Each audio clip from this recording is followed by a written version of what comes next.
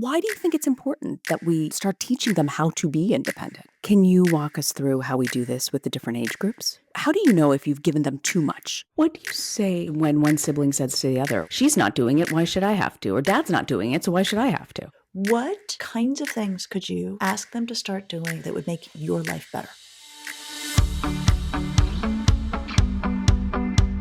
Episode 222, The Summer of Building Independence.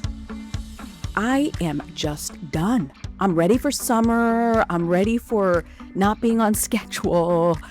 I am ready. And it's only like 3 weeks later, I'll be asking for routine. Exactly. Like, where is it's chaos? What's going on? I have to say, Reena, one of my favorite parts about my life is that my whole family remains very much on a school schedule. My husband's a teacher. Yeah. My girls are still, I have one who's now going to be a college senior in the fall, which is hard to believe. Cannot believe it. Yeah. And one who's going to be a high school freshman in the fall. So we are like into it.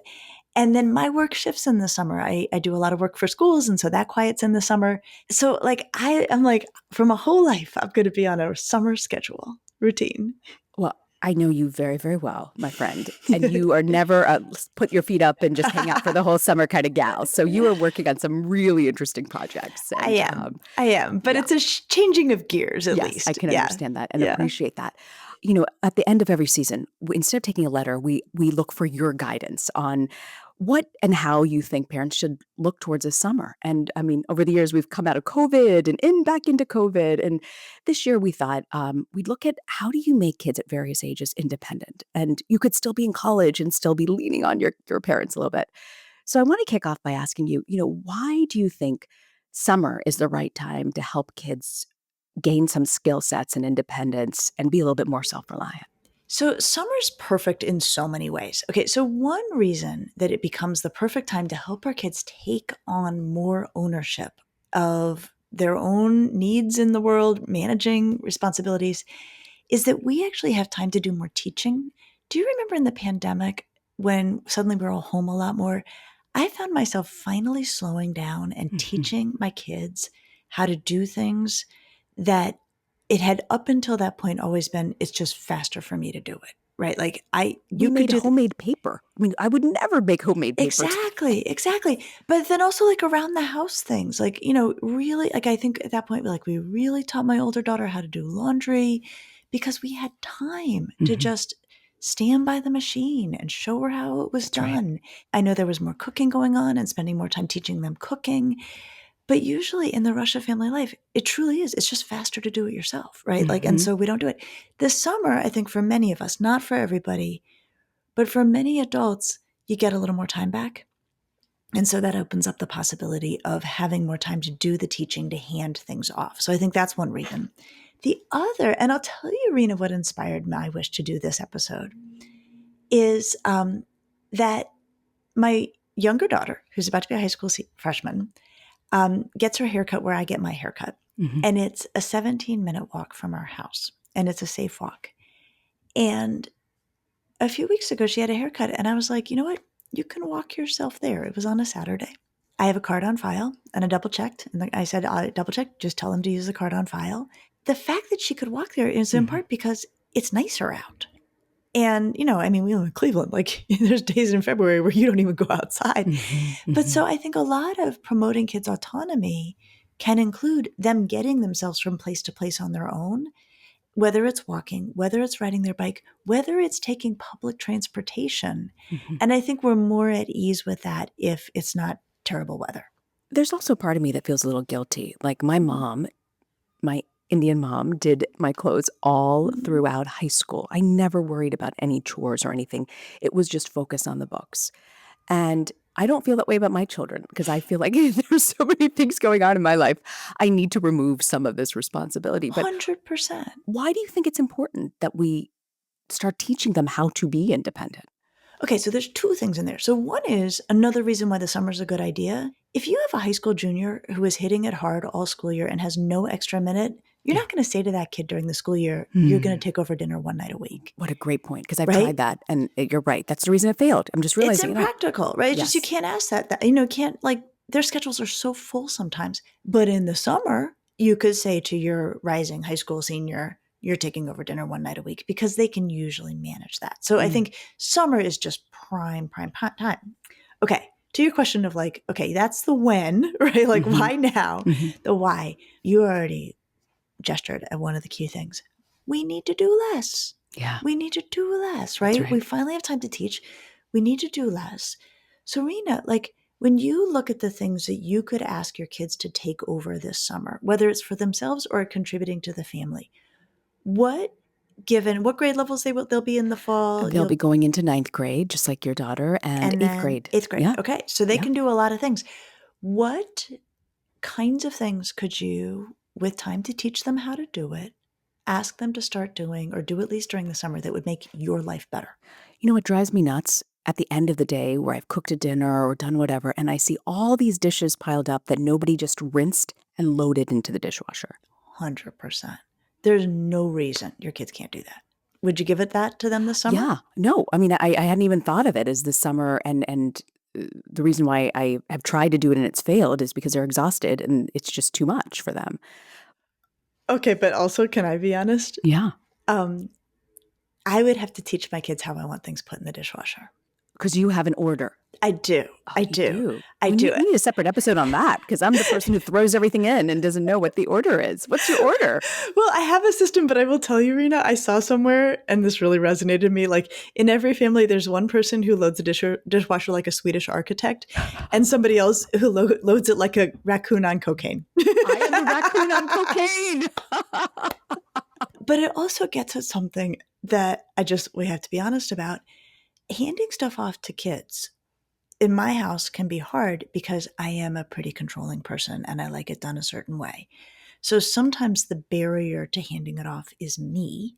And either I don't feel like I have the time to teach them the way I want it done, or they're not going to get it done the way I want it done. And the problem is me and me needing to think about what is the minimum viable solution to this that I will accept so that it gets done and I let it go. So walk me through this, Lisa. Like people listening have kids of different age groups. What should I have done right in the early years that I did not do with my children? And how do I assuage my guilt for my mom who did everything and I didn't have to do anything until I got out to college? Like what's age appropriate? Can we walk through the list? We can. But before I do, actually, I want to get at something else that's in that question, which is assuaging your guilt about having my kids do the things. Like I feel a little guilty. This is the other reason. So one is it's good for us. Like we need fewer things to do. Like no question. Yes. The other is it's good for them. It is good for them to take responsibility for things that they can reasonably be expected to manage. And it's good for them on two fronts.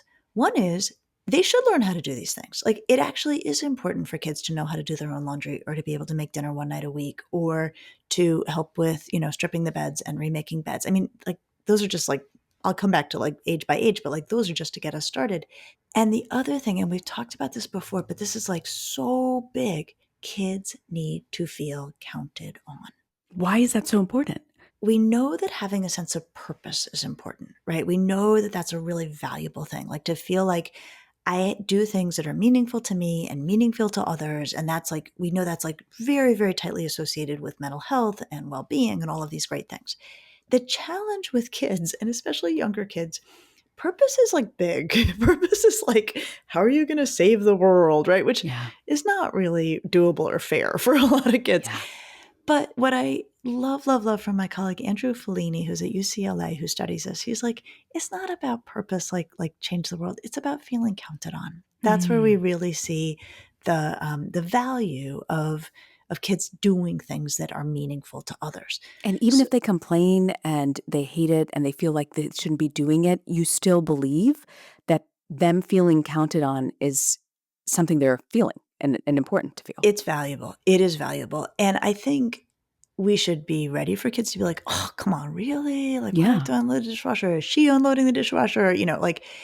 And I think that the language we want to have on hand is to say, yes, you are an important member of this family. We are counting on you to keep this train on tracks. What do you say to when one sibling says to the other, well, she's not doing it, why should I have to? Or dad's not doing it, so why should I have to? So I think you can say, first of all, everybody pitches in, and fair doesn't necessarily mean equal, right? We're going to ask different things of you at different ages. You have different skills. You have different available time, right? I mean, I think we don't have to be some, perfect balance of everybody's doing the exact same work for the exact same amount of time. There's a lot of variables on the table. And I think we can also say, we are counting on you. You're a valuable member of this organization. That is why I'm going to ask you to do it. And the key here, Reena, is utter neutral, matter of fact tone, right? When a kid brings the heat of like, why are you asking me? You'd be like, dude, it's a Wednesday. This needs to get done. Thank you so much in advance. I really appreciate your help, right? That you can sort of push back in a gentle way by not taking the bait that this is somehow a controversial request. Can you walk us through how we do this with the different age groups? Sure. Okay. So let me start with the older kids because you can ask them a lot, right? Mhm, So, mhm. you can ask kids who drive to help with transporting younger siblings. You can ask them to run errands. You can ask them to be in charge of meals, right? Grocery shopping for a meal, making a meal at least one night a week. You can 100 billion% have them be in charge of their laundry, no question. Here's a really good one, Reena. This is amazing. I am so impressed this person does this. I have a friend who has her college age students manage their college bills, deal with the portal where they need to pay. The parents are helping with paying, but she leaves it to her college age kids to actually log into the portal and deal with payment. Wow, I love that. I cannot ever imagine my kids being at a point to be able to do that. They don't do it alone. There's a lot of phone Ah, calls, there's a lot of talking, oh, there's a lot of interesting. back and forth. I was like so impressed because first of all, it puts right in front of them how much this costs and what is at stake here financially to go to college. And it also just gets them used to the idea of like, this is your education, it's getting paid for or you're helping pay for it. And you need to learn how to work with these big complicated portals on bills that need to be paid. One thing I think I'm hearing from you is that you have to make time. If you want your Yes. kids to be independent, you actually have to stop and make time Yeah. and teach them and be prepared. It's going to go a little bit slower and not as efficiently as you like. That is the hard part, right? And that is where I will say I shoot myself in my own foot on a regular basis. Like it's just faster if I do it, right? So we have to get past that. So making time, so for older kids, those are some of the things. I would say, high school, middle school, like what else do you think? Like you've got kids, high school, middle school, like what do you think you could ask of them that you have not asked or put in There front of are them? basic things that I think that, it's probably even the younger years could do, but like taking out the trash and the recycling on the day it's supposed to go out, Yep. right? Yep. Um, these are some basic things that we forget that adds a big stress on my life of trying to remember that I don't want to take up the bandwidth in my head anymore to have to remember this. 100%, right?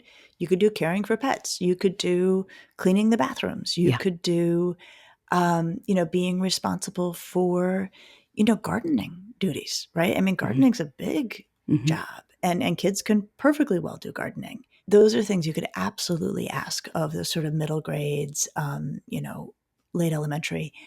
And the middle Yeah. grades, at middle grades, late elementary, and even high school, should they all have daily tasks? Like, should there be, Oh, whether it's small or great, or do you think feeling the sense of accomplishment being counted on could be just doing it twice a week? I think it depends. Yeah. I don't think it has to be like every single day you have to do a thing. But there are things like caring for pets that have to be done every single day. So I think Mhm. it's, like looking at the, sort of surveying the landscape of what jobs need to be done to keep this household running and which of these can our kids do. And also, I will say, kind of back to the sort of high school, college age things, I have now said to my rising, ninth grade daughter, I'm like, actually, going forward, you are in charge of your haircuts. Mm. You are in charge of making the appointment. You are in charge of giving them your text number so that they can remind you. I don't want to get your reminders anymore. And I said, if you go, I pay for it. If you miss the appointment, you're paying for it, Oh, which wow. is not going to be fun. If that Yeah. happens, it's not going to be fun for her. It's not going to be fun for me. I don't love it. This is where I get my hair cut too. So I don't feel great about my kid Yeah. ghosting them on appointments. Yeah.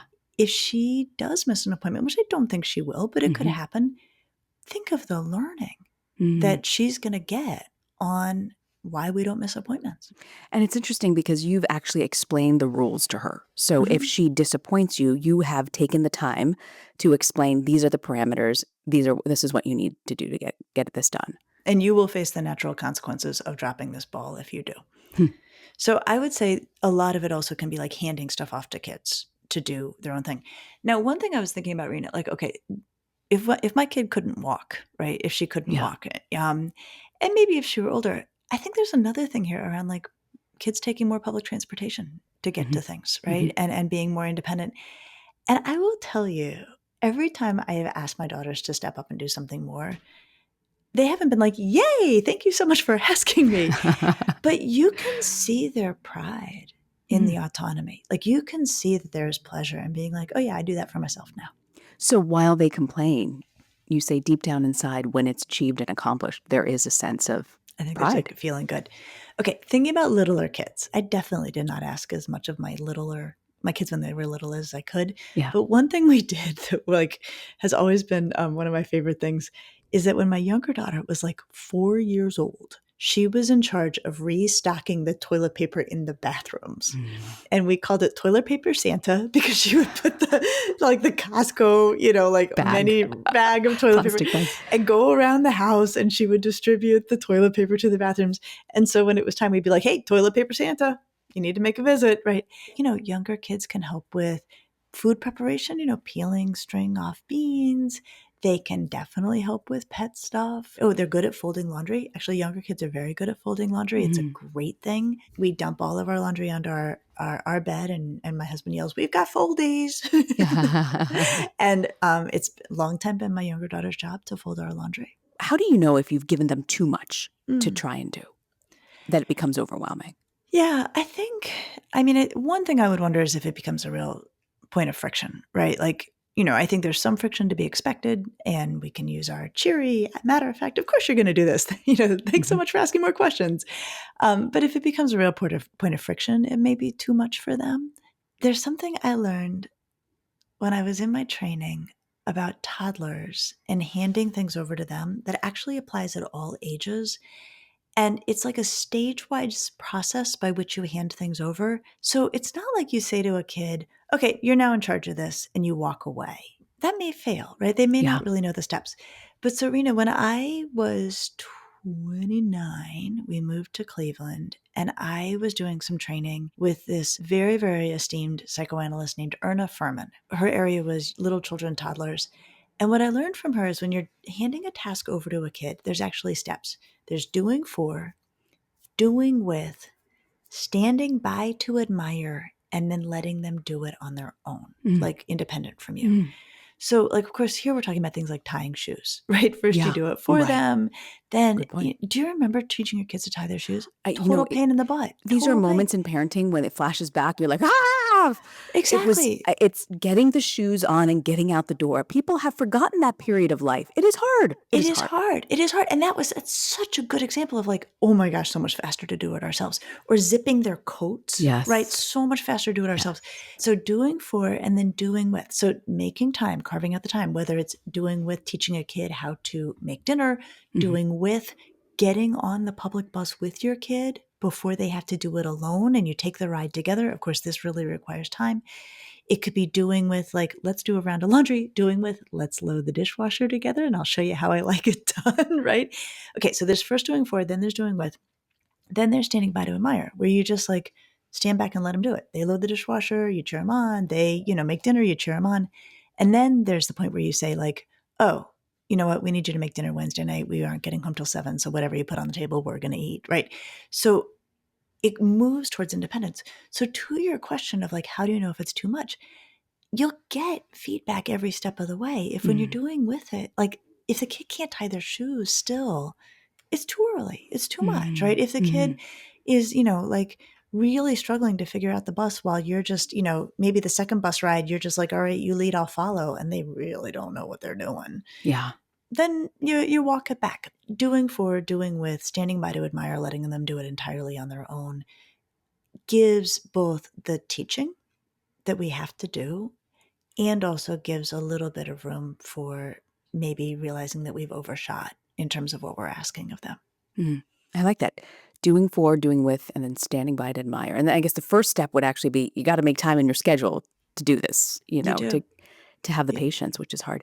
The comment that I get often in my home when I ask something to be done is, "Okay, you're a slave reporting for duty, mom." Oh, interesting.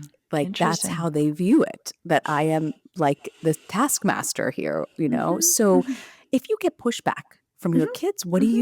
How do you approach that? Oh, man. Well, okay, for that comment, there's a few different things. You could be like, oh, would you like to learn more about slavery? We can do some reading about what that really That's a good involved, idea. right? I mean, like you could be like, Yeah. that is not something you throw around lightly. Thank you. You bet. So that you could do that.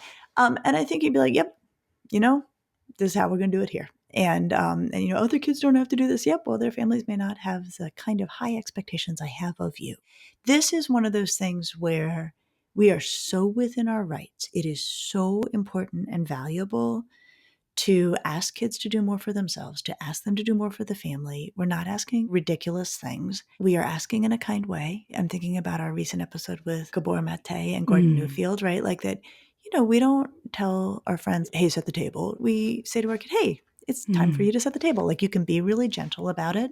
And so then any pushback, like the way I would think about it, Reena, is doesn't really even warrant much engagement.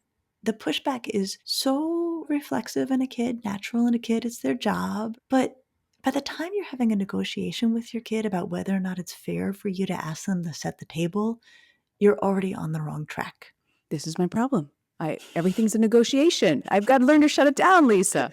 Yeah, and you could just be like, yep, that's the expectation. I know you can do it. Thanks, kid. Right? I mean, just like... That is a great response. Where were you 5 years ago? Just stay down the line. And you can do it with a twinkle in your eye and also reassure yourself your kid's going to feel good about it. I like that. I like the teachable moments when they throw things in that they think are funny or, offhanded, that it can be an education, a learning experience. Absolutely. Not to waste that opportunity. Wow. Well, there is just a lot here. I'm so excited summer's here. I also want to ask you, what advice do you have for parents when everything goes off the rails in 3 weeks and we're like, when does school begin? Well, there's no one who likes routines more than I do. Mm-hmm. And I was thinking back to a previous episode we did about how much structure should kids have in the summer. And, our guidance there was a few unstructured weeks are fine. Yes.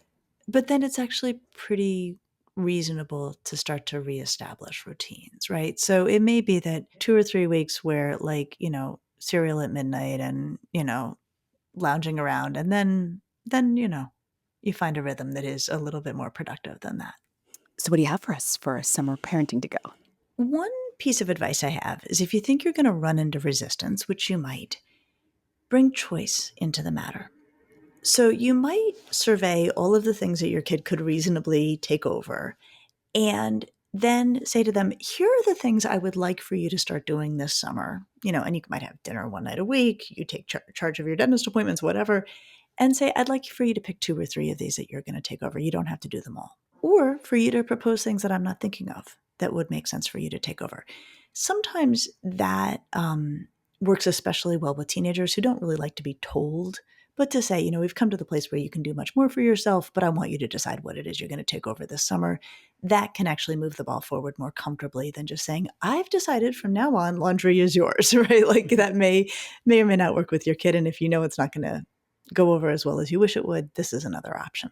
Well, Lisa, I am so excited to get this insight, and I'm going to try it. I am going to try this at my home and see where it goes, but I'm going to take you up on this about the Summer of Independence and how we can find ways, but I'm realizing I've got to find time in my schedule if I want to do this. And that is the challenge. I'll see you next week. I'll see you next week.